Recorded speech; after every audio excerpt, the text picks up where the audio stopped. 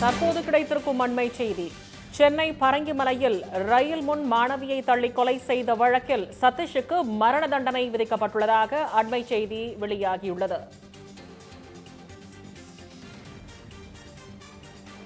சென்னை பரங்கிமலையில் ரயில் முன் மாணவியை தள்ளி கொலை செய்த வழக்கில் சதீஷுக்கு மரண தண்டனை விதிக்கப்பட்டுள்ளதாக அண்மை செய்தி வெளியாகியுள்ளது. இது தொடர்பான கூடுதல் விவரங்களுடன் செய்தியாளர் செந்தில்குட்டி இணைப்பில் இணைகிறார். வணக்கம் செந்தில்குட்டி, விவரங்கள்.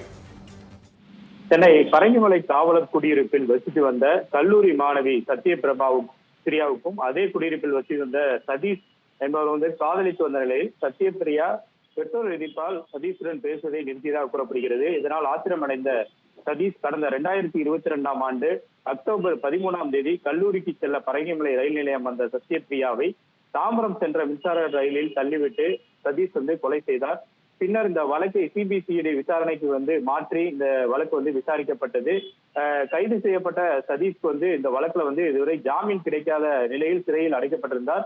மேலும் அவர் மீது கொலை வழக்கு, பெண் வன்கொடுமை தடுப்பு சட்டம் உள்ளிட்ட பிரிவுகளில் வழக்கு பதிவு செய்து இந்த விசாரணையை சிபிசிஐடி காவல்துறையினர் விசாரித்து வந்தனர். இந்த வழக்கு சென்னை அள்ளிக்குளத்தில் உள்ள மகளிர் நீதிமன்ற நீதிபதி ஸ்ரீதேவி முன்பாக இந்த விசாரணை நடைபெற்று வந்தது.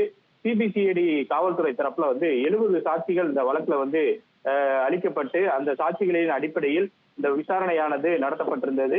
அனைத்து தரப்பு வாதங்களும் நிறைவடைந்த நிலையில் கடந்த வெள்ளிக்கிழமை இந்த வழக்குல தீர்ப்பு வழங்கப்பட்டது.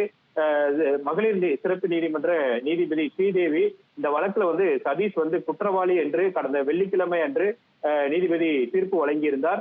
இந்த நிலையில் அவருக்கான தண்டனை விவரங்களை அறிவிக்காத நிலை இருந்தது. இன்று அந்த தண்டனை விவரங்களை அறிவித்திருக்கிறார். குறிப்பாக வன்கொடுமை மற்றும் கொலை செய்த அந்த வழக்கின் காரணமாக அவருக்கு இந்த வழக்குல மரண தண்டனை விதிக்கப்பட்டிருக்கிறது. மேலும் 10,000 ரூபாய் அபராதமும் இந்த வழக்குல விதித்து நீதிபதி ஸ்ரீதேவி அவர்கள் உத்தரவு பிறப்பித்திருக்கிறார்கள். விவரங்களுக்கு நன்றி செந்தில்குட்டி.